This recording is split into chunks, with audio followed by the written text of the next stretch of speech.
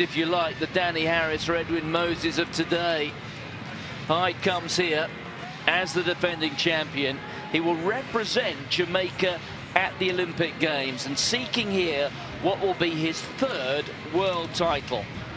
And that's not bad when you consider he's still just 19. He won his first at World Youth level at the highs, the sprint hurdles in 2013. Won this event having made the step up to the 400-meter hurdles 2 years ago in Eugene, and he comes here to defend his title.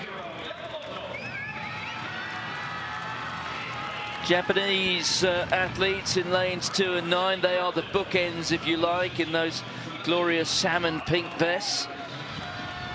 Michael de Jesus, the world number 2 from Brazil, the Olympic host nation. Mohamed Jalassi of Tunisia, in brilliant form in the heats and semi-final, but needs to find a bit extra if he is to get anywhere near this man. Jaheel Hyde, 48.81 already as a teenager. The American, Taylor McLaughlin, 4 times sub 50 seconds already this year. Well, this man's technique, bit rough around the edges, Kyron McMaster of the British Virgin Islands, but he ran well in his semi-final. Gong Dabin of China, 50.99, so he comes here as the slowest man in this final. And Yoshiro Watanabe of Japan, the Asian champion this year.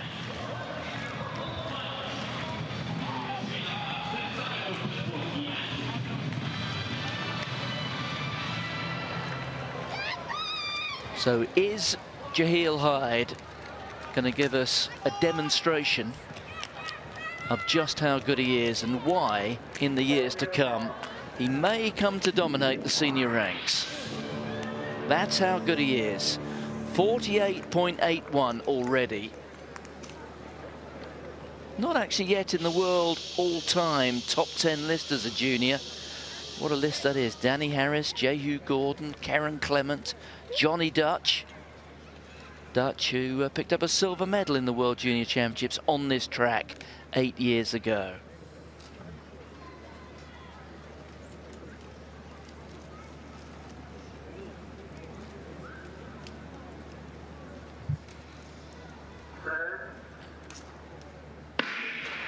Well, the conditions are excellent for 400-meter hurdling. Let's see if Hyde can break 49 seconds. Had to stutter a little bit to that first barrier. Running 14 strides, the Jamaican. Alternating legs, which is a real demand of technique. There you can see the athlete from the British Virgin Islands, McMaster and McLaughlin. And McLaughlin, at the moment, going stride for stride with the Jamaican. Had to just extend his stride a little bit there, did the American, as he chops down now. And here goes Jaheel Hyde. And this is where he comes into really the strongest part of his race. But look at McMaster. He's chasing him home here. We're going to see some fast times. Hyde, as long as he can take that last barrier, which he does, comfortably on his way to the title. He's just outside 49 seconds. McLaughlin in the United States just snatched second place in front of McMaster. But I reckon the first 3 there inside 50 seconds. And that is pretty good. Jaheel Hyde, well, 1 or 2 rough edges with the technique. But he's still run very, very fast indeed. And I have to say, I don't think he was entirely extended there. The race for second place is well worth watching. Look how close the inside of the bend there that Kieran McMaster is getting. But Taylor McLaughlin, the American, that came very close to 50 seconds in the semi-final, I think just gets up for this silver medal. Those two, well, they're almost linking arms, aren't they? And McLaughlin just dips over there and gets past the athlete from the British Virgin Islands inside the last 10 minutes. But Hyde met the last hurdle perfectly. McLaughlin,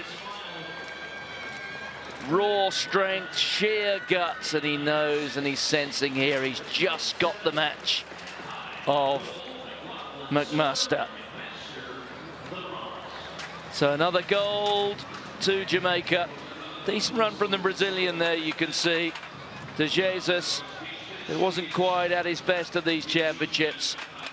The two Japanese, they're scrapping for 5th place with alongside him Gong, the Chinese, but it was a one-man race.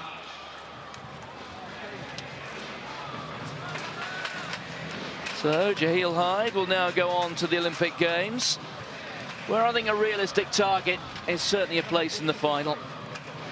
Will probably fall some way short of a medal, but unless he can find some major improvement, but he is a worthy champion and a successful defence of his crown. 49.03, Taylor McLaughlin 49.45, 49.56 for Kieran McCaster.